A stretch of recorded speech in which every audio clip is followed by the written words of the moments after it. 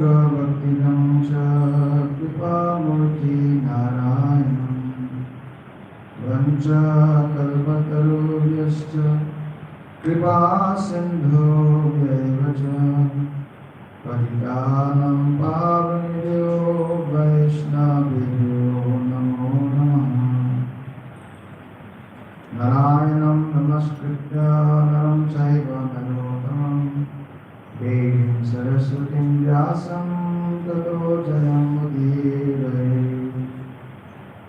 Shri Krishna Chaitanya Prabhu Nityananda Shri Advaita Gadadhar Shivasadi Gaura Bhaktivinoda Hare Krishna Krishna Krishna Hare Hare Hare Rama Rama Rama Hare Hare.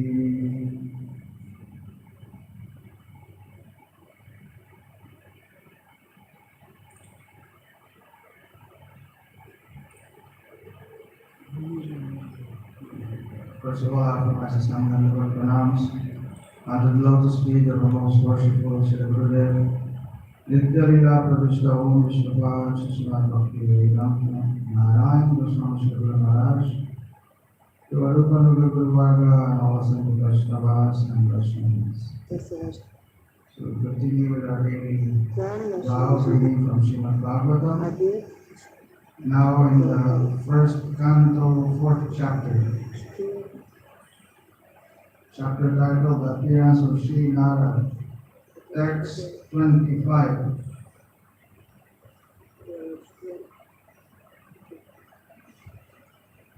Sri Shudra Dvijabandhunam Kaina Shruti Gochara Rama Shriyasi Mudhanam Shriyaivam Bhavetniha Iti Bharatam Akyanam Kipaya Munina Kritam. Translation. Out of compassion, the great sage thought it wise that this would enable men to achieve the ultimate goal of life. Thus, he compiled a great historical narration called Mahabharata for women, laborers, and friends of the twice-born. Purport.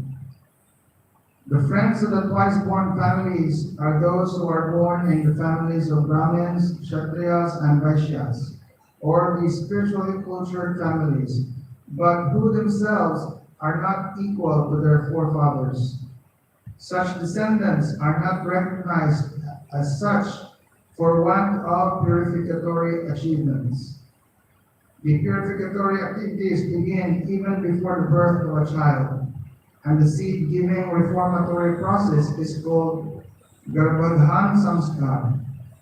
One who has not undergone such Garbhadhan Samskar or spiritual family planning is not accepted as being of an actual twice-born family. The Garbhadhan Samskar is followed by other purificatory processes, out of which the sacred thread ceremony is one. This is performed at the time of spiritual initiation. After this particular samskar, one is rightly called twice-born. One birth is calculated during the seed-giving samskar, and the second birth is calculated at the time of spiritual initiation. One who has been able to undergo such important samskars can be called a bona fide twice-born. If the father and the mother do not undertake the process of spiritual family planning and simply beget children out of passion only, their children are called Dvijabandhus. These Dvijabandhus are certainly not as intelligent as the children of the regular twice-born families.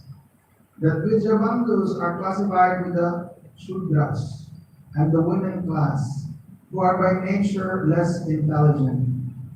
The Shudras and the women class do not have to undergo any samskar, save and except the ceremony of marriage. The less intelligent classes of men, namely women, Shudras, and unqualified sons of the higher castes, are devoid of necessary qualifications to understand the purpose of the transcendental Vedas. For them, the Mahabharata was prepared. The purpose of the Mahabharata is to administer the purpose of the Vedas, and therefore, within this Mahabharata, the summary Veda of Bhagavad Gita is placed. The less intelligent are more interested in stories than in philosophy, and therefore the philosophy of the Vedas in the form of the Bhagavad Gita is spoken by Lord Sri Krishna. Vyasadeva and Lord Krishna are both on the transcendental plane, and therefore they collaborated in doing good to the fallen souls of this age. The Bhagavad Gita is the essence of all Vedic knowledge. It is the first book of spiritual values, as the Upanishads are. The Vedanta philosophy is the subject matter for study by the spiritual graduates. Only the postgraduate spiritual student can enter into the spiritual or devotional service of the Lord. It is a great science, and the great professor is Lord Himself, in the form of Lord Sri Chaitanya Mahaprabhu. And persons who are empowered by Him can initiate others in the transcendental loving service of the Lord. Text 26. Evam pravittasya sada bhutanam shreyasi dvija sarvatmakena piyata natushat vidayam tataha. Translation. O twice-born Brahmins, still his mind was not satisfied, although he engaged himself in working for the total welfare of all people. Purport. Sri Vyasadeva was not satisfied with himself, although he had prepared literatures of Vedic value for the all-around welfare of the general mass of people. It was expected that he would be satisfied by all such activities, but ultimately he was not satisfied. Text 27. Nati prasidat vidya saraswatyas tateshu chau vitarkan viviktasta idam kovacha chovacha dharmavid. Translation. Thus the sage, being dissatisfied at heart, at once began to reflect, because he knew the essence of religion, and he said within himself. The sage began to search out the cause of not being satisfied at heart. Perfection is never attained until one is satisfied at heart. This satisfaction of heart has to be searched out beyond other. Text 28. Gita pratena himaya chandamsi gunavokmaya manita nirvajyatena vitam chansasanam bharata vyapadeshena yamanyatas chakradishita disyate pradharmadish tri suddha didhir aputa. Translation.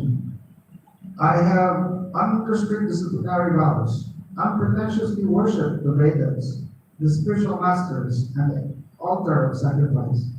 I have also abided by the rulings and have shown the import of disciplic succession through the explanation of the Mahabharata, by which even women, sutras, and others, friends of the twice-born, can see the path of religion. Purport. No one can understand the import of the Vedas without having undergone a strict disciplinary vow and disciplic succession.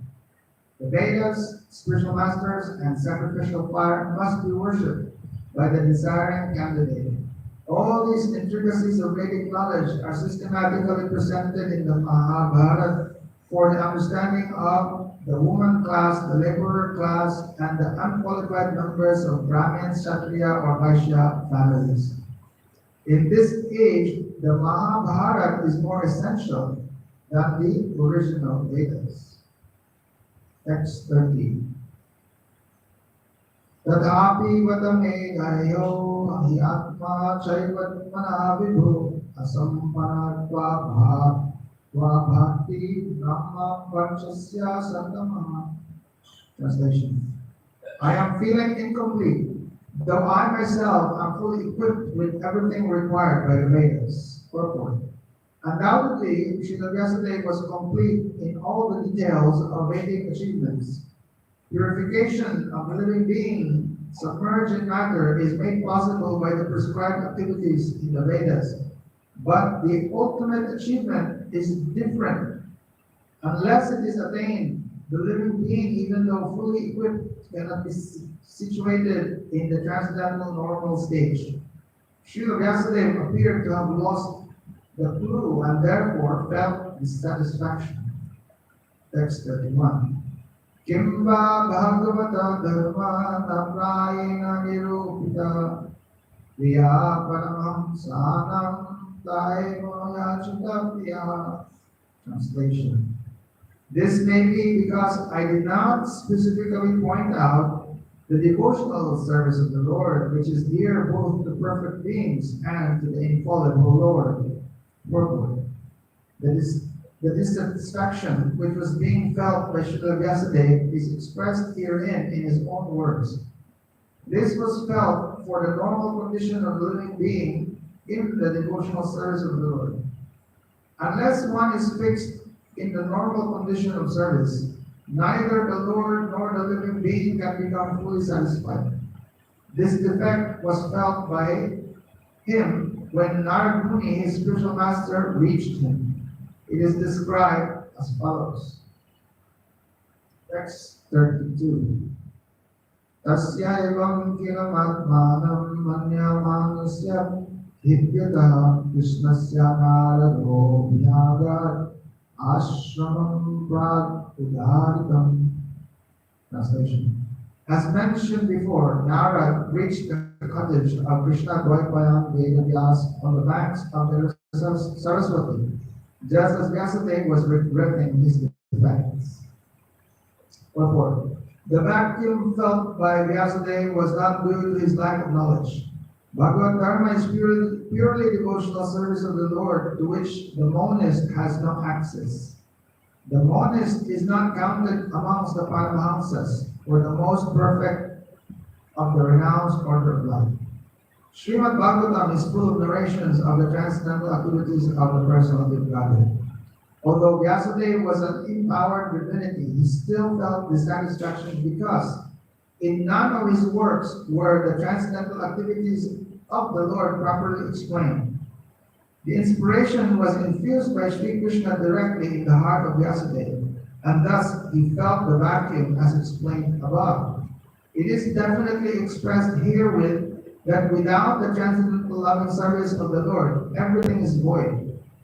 But in the transcendental service of the Lord, everything is tangible without any separate attempt at fruitive work or empiric philosophical speculation. 30. Text 30.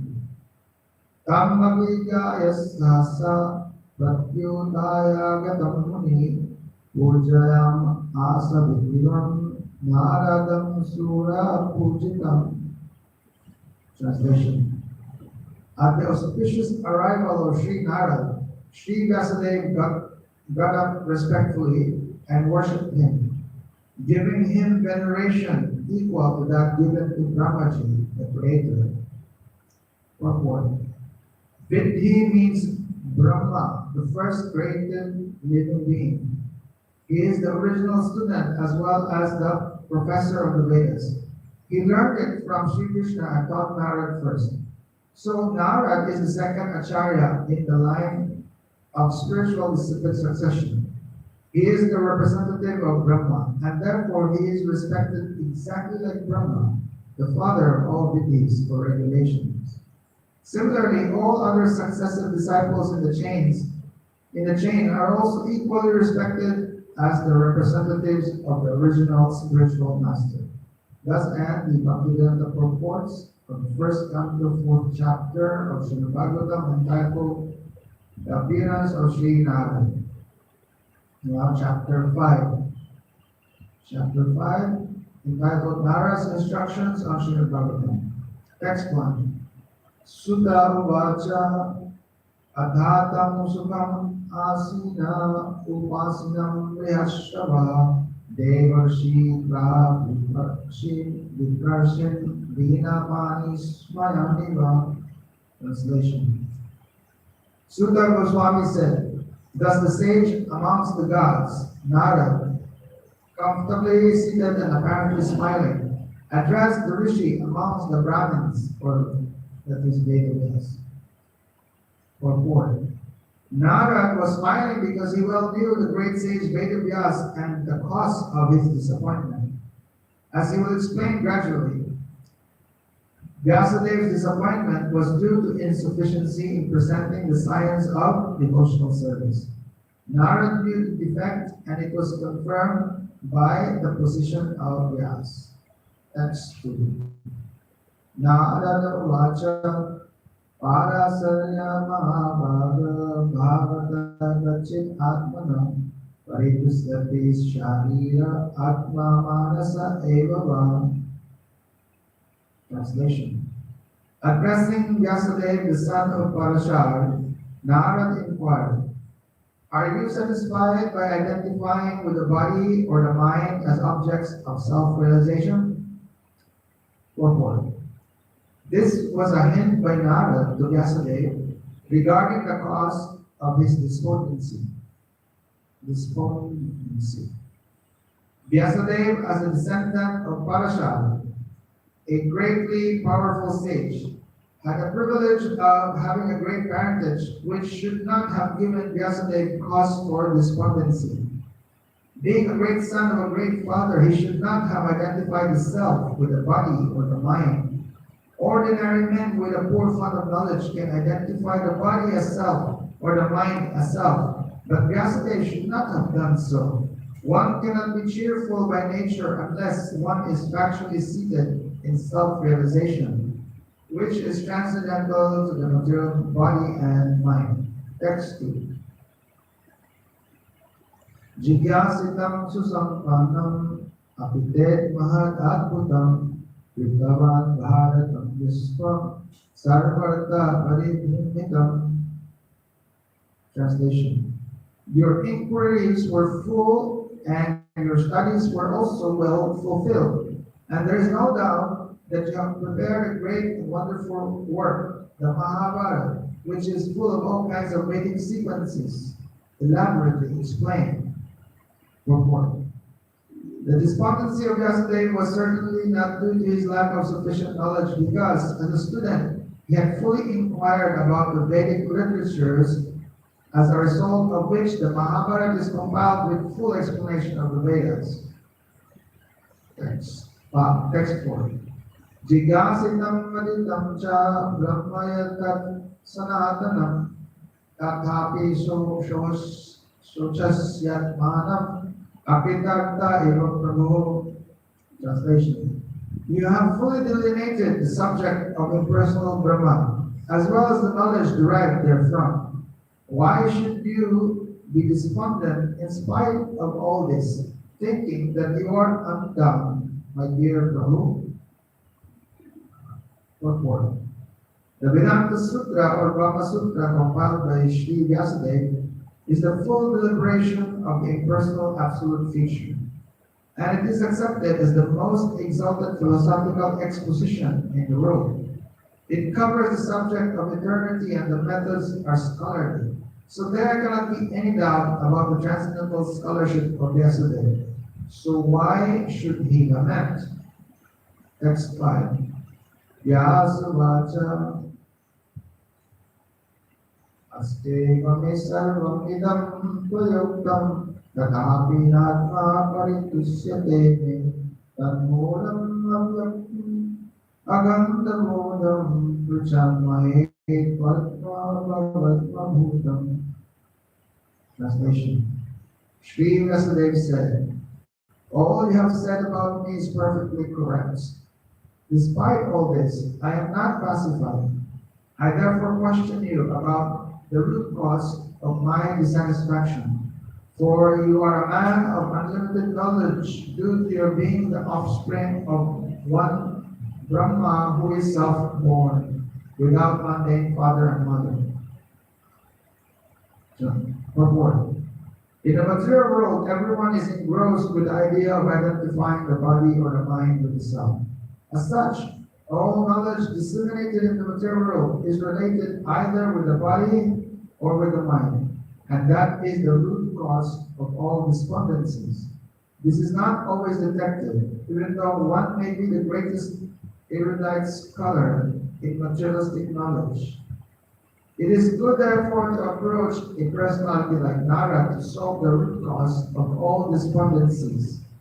Why Narad should be approached is explained below. Text 6.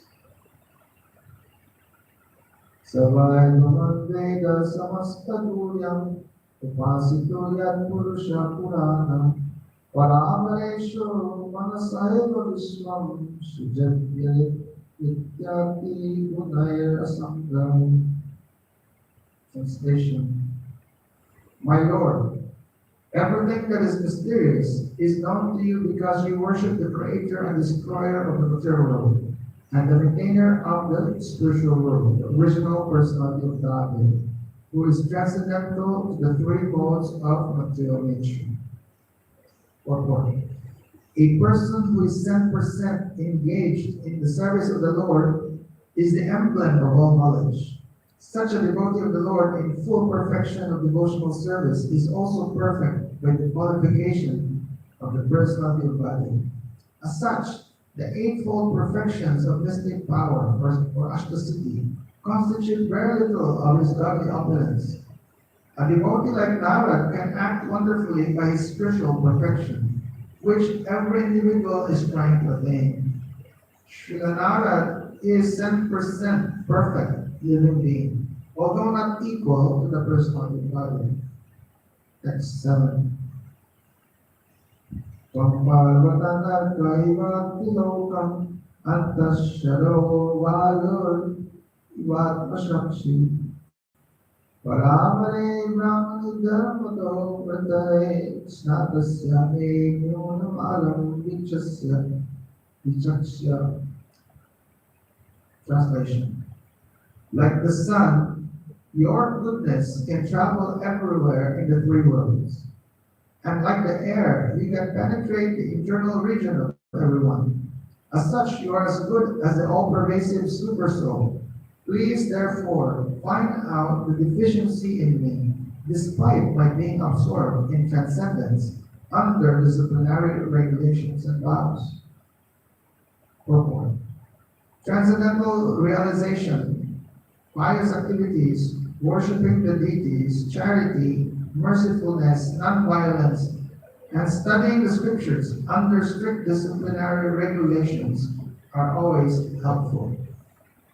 Text 8. Shri Narada Vacha Bhavata Vida Praya Yasho Bhagavato Malam Yenai Vaso Na Tishreta Manyeta Darshanam Kilam. Translation. Sri Narad said, "You have not actually broadcast the sublime and spotless glories of the personality of Godhead. The philosophy which does not satisfy the transcendental senses of the Lord is considered worthless." Purport. The eternal relation of an individual soul with the Supreme Soul, personality of Godhead, is constitutionally one of being the eternal servitor of the eternal Master. The Lord has expanded himself as living beings in order to accept loving service from them. And this alone can satisfy both the Lord and the living beings.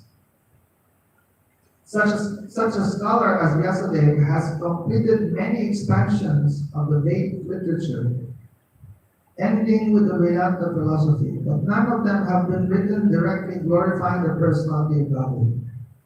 Dry philosophical speculations, even on the transcendental subject of the Absolute, have very little attraction without directly dealing with the glorification of the Lord. The personality of Godhead is the last word in transcendental realization. The Absolute realized as a personal Brahman or localized super soul Paramatma is less productive of transcendental bliss than the supreme personal realization of his glories. The compiler of the Vedanta Darshan is Vyasadeva himself, yet he is troubled, although he is the author. So what sort of transcendental bliss can be derived by the readers and listeners of Vedanta? which is not explained directly by Vyasadeva, the author. Herein arises the necessity of explaining Vedanta Sutra in the form of Srimad Bhagavatam by the self-same author. Text 9. Yatha dharmadayascha muni varyamukirtita nadatha vasudevasya mahimayanuvartitaha. Translation.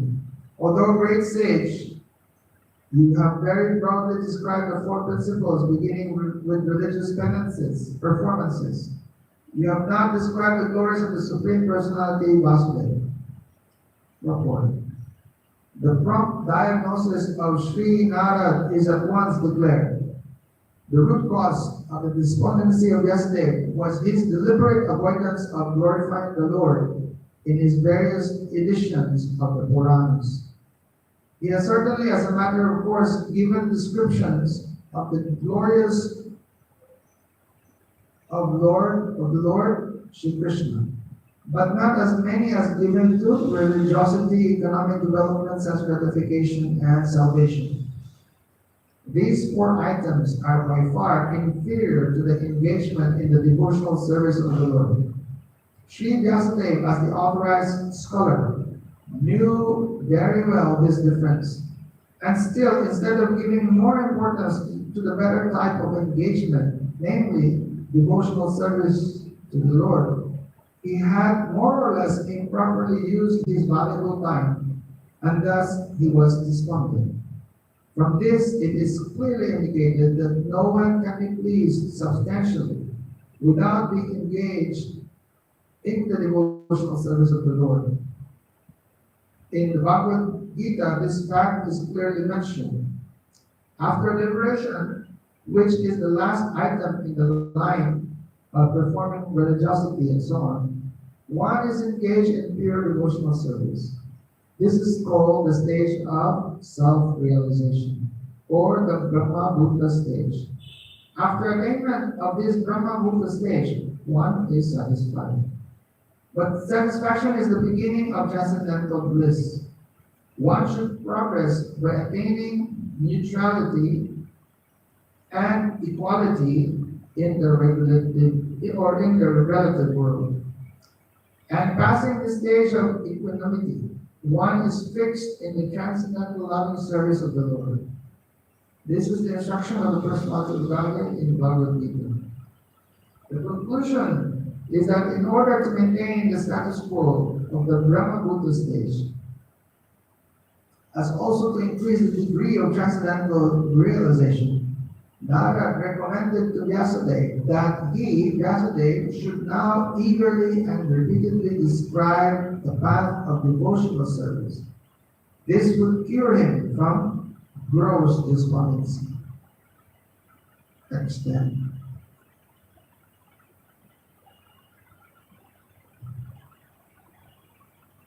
Yavachaschittapadam hariyasho jagad pavitram pragnita karikshit tadvaya samtirtam musanti manasa nayatlam sa niramat kusikyashaya. Translation. Those words which do not describe the glories of the Lord, who alone can sanctify the atmosphere of the whole universe, are considered by saintly persons to be like unto the place of pilgrimage for crows. Since the all-perfect persons are inhabitants of the transcendental abode, they do not derive any pleasure there. Purport. Crows and swans are not birds of the same feather because of their different mental attitudes. The fruitive workers or passionate men are compared to the crows, whereas the all-perfect saintly persons are compared to the swans. The crows take pleasure in a place where garbage is thrown out, just as the passionate fruitive workers take pleasure in wine and women and places for gross sense pleasure. The swans do not take pleasure in the places where crows are assembled for conferences and meetings. They are instead seen in the atmosphere of natural scenic beauty, where there are transparent reservoirs of water, nicely decorated with stems of lotus flowers, in variegated colors of natural beauty. That is the difference between the two classes of birds. Nature has influenced different species of life with different mentalities, and it is not possible to bring them up into the same rank and file. Similarly, there are different kinds of literature for different types of men of different mentality. Mostly, the market literatures which attract men of the gross categories are literatures containing refused remnants of sensuous topics. They are generally known as mundane talks in relation with the gross body and subtle mind. They are full of subject matter described in decorative language full of mundane similes and metaphorical arrangements. Yet, with all that, they do not glorify the Lord. Such poetry and prose on any subject matter is considered decoration of a dead body. Spiritually advanced men who are compared to the swans do not take pleasure in such dead literatures, which are sources of pleasure for men who are spiritually dead. These literatures in the modes of passion and ignorance are distributed under different labels, but they can hardly help the spiritual urges of the human being, and thus the swan-like spiritually advanced men have nothing to do with them. Such spiritually advanced men are called Manasa also, because they always keep up the standard of transcendental voluntary service to the Lord on this spiritual plane. This completely forbids fruitive activities for gross bodily satisfaction or subtle speculation of the material egoistic mind.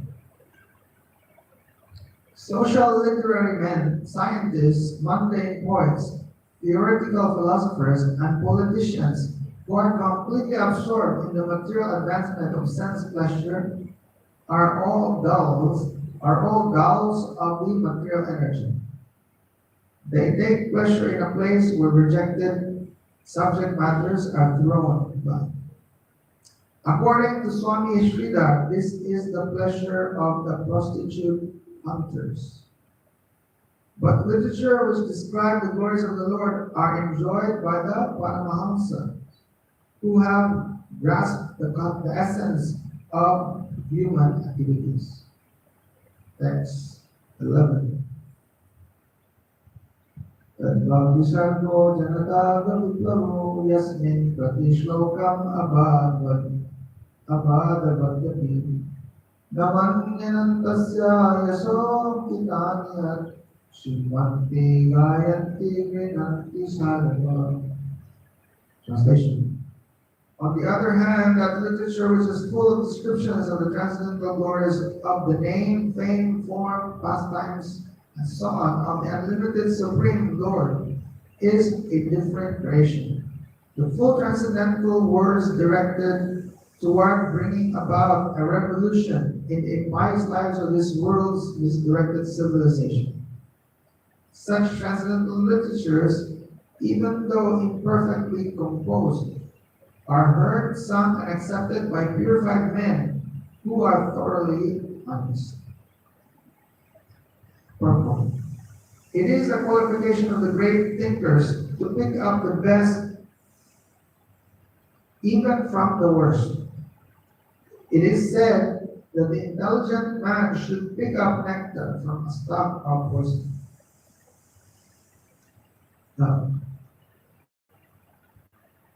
It is said that the intelligent man should pick up nectar from a stalk of poison, should accept gold even from a filthy place, should accept a good and qualified wife even from an obscure family, and should accept a good lesson even from a man or from a teacher who comes from the untouchables. These are some of the ethical instructions for everyone in every place without exception. But a saint is far above the level of an ordinary man. He is always absorbed in glorifying the Supreme Lord, because by broadcasting the holy name and fame of the Supreme Lord, the polluted atmosphere of the world will change. And as a result of propagating the transcendental literatures like Srimad Bhagavatam, people will become sane in their transactions. While preparing this communication on this particular stanza of Srimad Bhagavatam, we have a crisis before us. Our neighboring friend China has attacked the border of India with a militaristic spirit. We have practically no business in the political field. Yet we see that previously there were both China and India, and they both lived peacefully for centuries without ill feeling. The reason is that they lived those days in an atmosphere of God consciousness. And every country over the surface of the world was God-fearing, pure-hearted, and simple. And there was no question of political diplomacy. There is no cause of quarrel between the two countries, China and India, over land which is not very suitable for habitation. And certainly there is no cause for fighting on this issue. But due to the age of quarrel, Kali, which we have discussed, there is always a chance of quarrel and slight provocation. This is due not to the issue in question, but to the polluted atmosphere of this age. Systematically, there is propaganda by a section of people to stop glorification of the name and fame of the Supreme Lord. Therefore, there is a great need for disseminating the message of Srimad Bhagavatam all over the world. It is the duty of every responsible Indian to broadcast the transcendental message of Srimad Bhagavatam throughout the world, to do all the supermost good as well as to bring about the desired peace in the world. Because India has failed in her duty by neglecting this responsible work, there is so much quarrel and trouble all over the world. We are confident that if the transcendental message of Srimad Bhagavatam is received only by the leading men of the world, certainly there will be a change of heart. And naturally, the people in general will follow them. The mass of people in general are tools in the hands of the modern politicians and leaders of the people. If there's a chance of heart of the leaders, if there's a change of heart of the leaders only, certainly there will be a radical change in the atmosphere of the world. We know that our honest attempt to present this great literature conveying transcendental messages for reviving the God consciousness of the people in general and spiritualizing the world atmosphere is fraught with many difficulties. Our presenting this matter in adequate language, especially in foreign language, will certainly fail, and there will be so many literary discrepancies despite our honest attempt to present it in the proper way.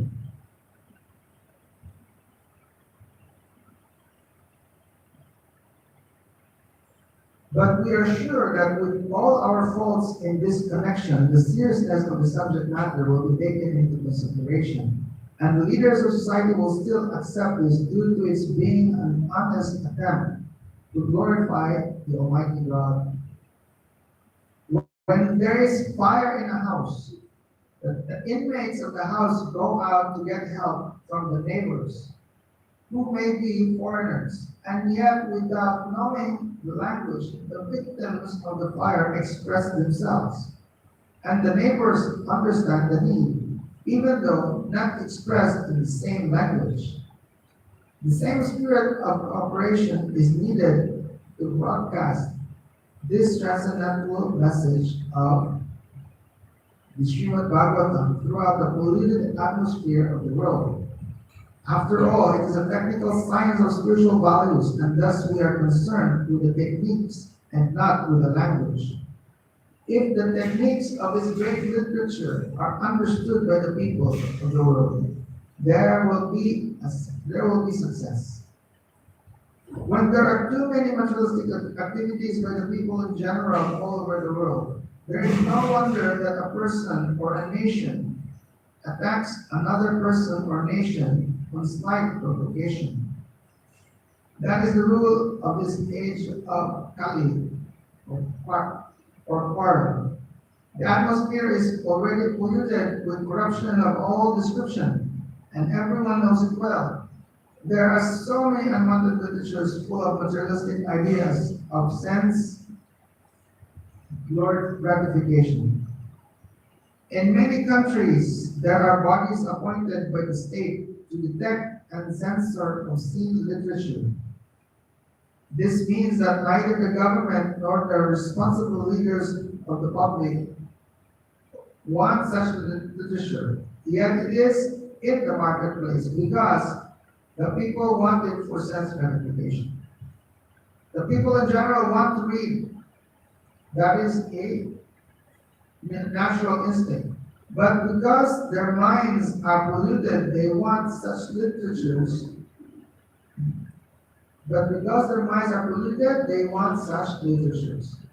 Under the circumstances, transcendental literature like Srimad Bhagavatam will not only diminish the activities of the corrupt mind of the people in general, but also it will supply food for their hankering after reading some interesting literature. In the beginning, they may not like it because only suffering from jaundice is reluctant to take sugar candy. In the beginning, they may not like it because one suffering from jaundice is reluctant to take sugar candy. But we should know that sugar candy is the only remedy for jaundice. Similarly, let there be systematic propaganda for popularizing reading of the Bhagavad Gita and Srimad Bhagavatam, which will act like sugar candy for the jaundice-like conditions of sense gratification. When men have a taste for this literature, the other literatures which are catering poison to society will then automatically cease. We are sure, therefore, that everyone in human society will become or will welcome Srimad Bhagavatam, even though it is now presented with so many faults. For it is recommended by Sri Narada, who has very kindly appeared in this chapter. Text 13. Niskanamapyachita bhavavarchitam nashovati jnanam malam niranjanam Kutapuna sasvat abadam ishvari Dacharpitam karma yat atmakarmam. So we'll take from this verse, continue reading, translation and purport of this verse tomorrow. Jai Shri Gurudev ki jai, Srimad Bhagavatam ki jai, Shri Bhaktivinoda Swami Maharaj ki jai.